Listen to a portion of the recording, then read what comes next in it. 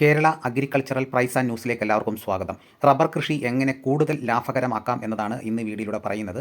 പലരും റബ്ബർ കൃഷി വളരെ നഷ്ടമാണെന്നാണ് പറയുന്നത്. നമുക്കൊരു മരം 50 വർഷം വരെയൊക്കെ ടാപ്പിംഗ് ചെയ്യാം. അപ്പോൾ ഈ കാണുന്ന ഈ റബ്ബർ മരം 50 വർഷം ടാപ്പിംഗ് ചെയ്ത ഒരു കർഷകൻ്റെ തോട്ടമാണ്.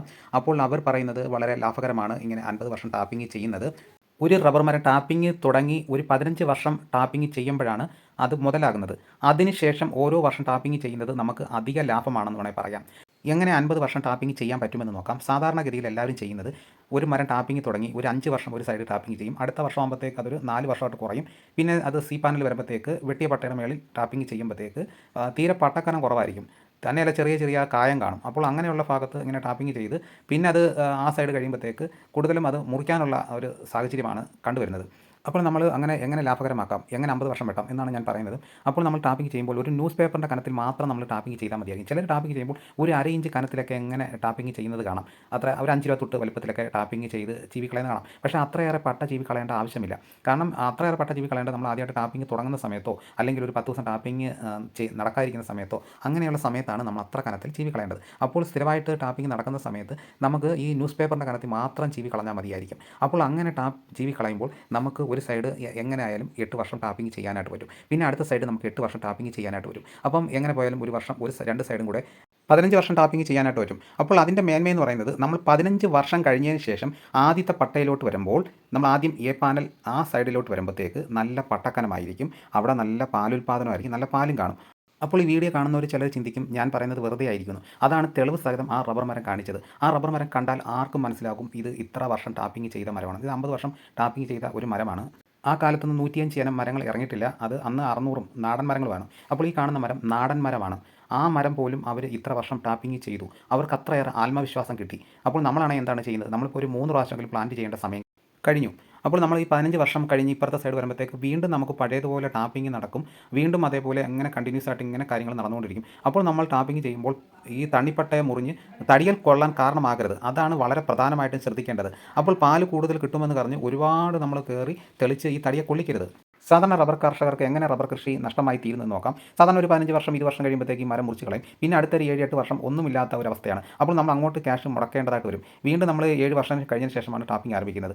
അപ്പോൾ അങ്ങനെ ഈ 50 വർഷം ടാപ്പിംഗ് ചെയ്യുമ്പോഴത്തേക്ക് ഇടയ്ക്ക് 3 പ്ലാന്റിങ് വരുമ്പോഴത്തേക്ക് അപ്പോൾ നമുക്ക് ഈ 3 പ്രാവശ്യവും നമുക്ക് ഈ കയ്യിൽ നിന്ന് പൈസ ഇങ്ങനെ ഇടയ്ക്ക് ചിലവായിക്കൊണ്ടിരിക്കും. അപ്പോൾ അത് തന്നെ ഒരു വളരെയേറെ നഷ്ടമാണ്. അപ്പോൾ ചിലർ ചിന്തിക്കും നമ്മൾ ഇടയ്ക്ക് മരം മുറിക്കുമ്പോൾ ആ ക്യാഷ് കിട്ടില്ലേന്നും. അപ്പോൾ നമുക്ക് ആ തടിയുടെ പൈസ എന്ന് പറയുന്നത് നമുക്ക് അടുത്ത ഒരു തൈ വെക്കാനും JCB വെച്ച് പ്ലാറ്റ്ഫോം വെട്ടാനൊക്കെയുള്ള പൈസയെ കാണത്തുള്ളൂ. അതങ്ങ് തീരും. പിന്നെ നമ്മൾ ഓരോ വർഷവും നമ്മൾ കയ്യിൽ നിന്ന് മുടക്കേണ്ടതായിട്ട് വരികയും ചെയ്യും. നമുക്ക് ആ 7 വർഷം ഒന്നും ഇല്ലാത്തൊരവസ്ഥയായിട്ട് വരും. അപ്പോൾ നിങ്ങൾ ഇങ്ങനെ തീർച്ചയായിട്ടും ചെയ്ത് നോക്കി കഴിഞ്ഞാൽ വളരെയേറെ ലാഭകരമാണ്. അപ്പോൾ നമ്മുടെ ഈ കേരളത്തിൽ ഏത് കൃഷി വെച്ച് നോക്കിക്കഴിഞ്ഞാലും ഈ റബ്ബർ കൃഷി തന്നെയാണ് വളരെയേറെ ആദായകരം. മറ്റ് ഏത് കൃഷി ആയാലും നമ്മൾ വർഷത്തിൽ ഒരു പ്രാവശ്യം അല്ലെങ്കിൽ 2 പ്രാവശ്യമൊക്കെ ആദായം കിട്ടുകയുള്ളൂ. ഇത് എല്ലാ ദിവസവും നമുക്ക് ആദായം തരുന്ന ഒരു കൃഷി വേറെ ഇല്ലെന്ന് വേണമെങ്കിൽ പറയാം. പശുവളത്തിലാണെങ്കിൽ പോലും എല്ലാ ദിവസവും കിട്ടുമെങ്കിലും അത് ചെനയാവുന്ന സമയത്ത് വീണ്ടും ഒരു 2-3 മാസം ഒന്നും ഇല്ലാത്തൊരവസ്ഥയാണ്. അപ്പോൾ പശുവളത്തിലാണെങ്കിൽ എല്ലാ ദിവസവും അതിന് നല്ല രീതിയിൽ തീറ്റ കൊടുക്കണം. അപ്പോൾ റബ്ബർ മരത്തിനാണെങ്കിൽ ഒരു വർഷത്തിൽ 3 പ്രാവശ്യം മാത്രമല്ല നമ്മൾ വളം ഇടുന്നുള്ളൂ.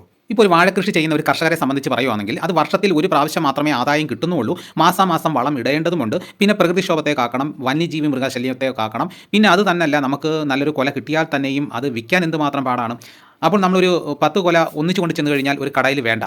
എനിക്ക് കഴിഞ്ഞ ദിവസം ഉണ്ടായ ഒരു അനുഭവം പറയാം. അപ്പോൾ എനിക്കൊരു കൊല ഉണ്ടായിരുന്നു. അപ്പോൾ വിപണിയിൽ കൊണ്ടുപോകാന്ന് പറഞ്ഞു കഴിഞ്ഞാൽ അത് വണ്ടിക്കൂലി നോക്കിക്കഴിഞ്ഞാൽ ഇവിടുന്ന് ഒരു 10-300 രൂപ വണ്ടിക്കൂലിയാവും. അപ്പോൾ നമുക്കത് കൊലയിൽ നിന്ന് കിട്ടാനുള്ള പരമാവധി ക്യാഷ് എന്ന് പറയുന്നത് വെറും 300 രൂപ മാത്രമേ ഉള്ളൂ. അപ്പോൾ നമ്മൾ ഓട്ടോ വിളിച്ച് കൊണ്ടുപോയിട്ട് പ്രയോജനമില്ല. അപ്പോൾ നമ്മൾ അടുത്ത കടകളിൽ കൊടുക്കാമെന്ന് വിചാരിച്ചു കഴിഞ്ഞപ്പോൾ കൊണ്ടു ചെന്ന് കഴിഞ്ഞപ്പോൾ അവിടെ ആർക്കും വേണ്ട, ഒരു കടക്കാർക്കും വേണ്ട. അപ്പോൾ കിട്ടുന്ന വില തന്നാൽ മതി എന്ന് പറഞ്ഞപ്പോൾ അതിനും വേണ്ടാത്ത സ്ഥിതിയാണ്. അപ്പോൾ വന്നിരിക്കുന്ന പ്രശ്നം എന്ന് പറഞ്ഞു കഴിഞ്ഞാൽ ഒരു ഗ്രാമപ്രദേശത്ത് 1000 കർഷകരും 3-4 കടക്കാരുമാണ്. അപ്പോൾ 1000 കർഷകരും എല്ലാവരും കൂടി ഇങ്ങോട്ട് കൊണ്ടു തരുമ്പം അവർക്കും എടുക്കാൻ പറ്റാത്തൊരു സാഹചര്യമാണ്. അപ്പോൾ കൊല കൂടുതലുണ്ടെങ്കിൽ നമുക്ക് വിപണിയിൽ കൊണ്ട് കൊടുക്കാം. അപ്പോൾ 1-2 കൊലയുള്ളവർക്ക് വിപണിയിലൊന്നും പോകാൻ പറ്റാത്ത അവസ്ഥയാണ്.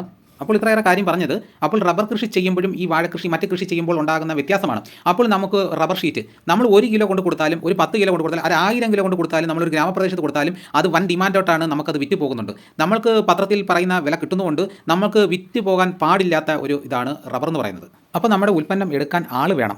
അപ്പോൾ നമുക്ക് നിഷ്പ്രയാസം വിറ്റ് പോകുന്നത് ഒറ്റ ഇത് മാത്രമേ ഉള്ളൂ, നമ്മുടെ ഈ റബ്ബർ ഷീറ്റ് മാത്രമേ ഉള്ളൂ.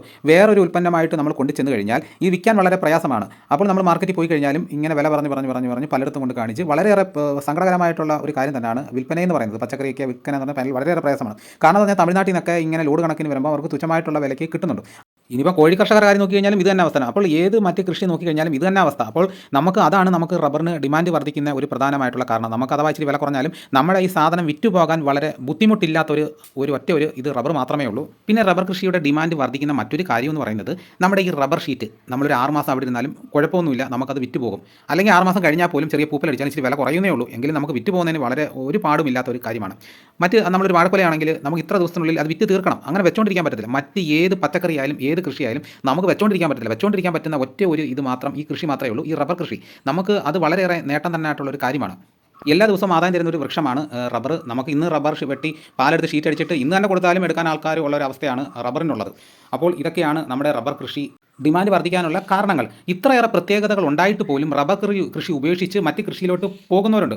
എന്നിട്ട് മറ്റ് കൃഷിയിലോട്ട് പോയിട്ട് വീണ്ടും റബ്ബർ കൃഷിയിലോട്ടാണ് ആൾക്കാർ വരുന്നത്. അപ്പോൾ നമുക്ക് ഇത്രയേറെ നല്ല കൃഷി ഉള്ളപ്പോൾ നമ്മളത് ഉപേക്ഷിച്ച് ആരും പോകരുത്. ഈ കൃഷി തന്നെ എല്ലാവരും നിലനിൽക്കണം. അപ്പോൾ ഇതോടുകൂടി വീഡിയോയുടെ പൂർണ്ണമാകുന്നു. എല്ലാവർക്കും എല്ലാ കാര്യങ്ങളും മനസ്സിലാക്കാണെന്ന് ഞാൻ വിശ്വസിക്കുന്നു. വീഡിയോ എല്ലാവരും ലൈക്ക് ചെയ്ത് സപ്പോർട്ട് ചെയ്യണം. ആദ്യമായിട്ടാണ് ഈ ചാനൽ കാണുന്നതെങ്കിൽ സബ്സ്ക്രൈബ് ചെയ്യാൻ മറക്കരുത്. നിങ്ങളുടെ അഭിപ്രായങ്ങൾ കമൻറ്റായിട്ട് രേഖപ്പെടുത്തണം. ഈ വീഡിയോ എല്ലാവർക്കും ഒന്ന് ഷെയർ ചെയ്ത് കൊടുക്കണം. മറ്റൊരു വീഡിയോ ആയിട്ട് ഉടനെ എത്താം. എല്ലാവർക്കും നന്ദി.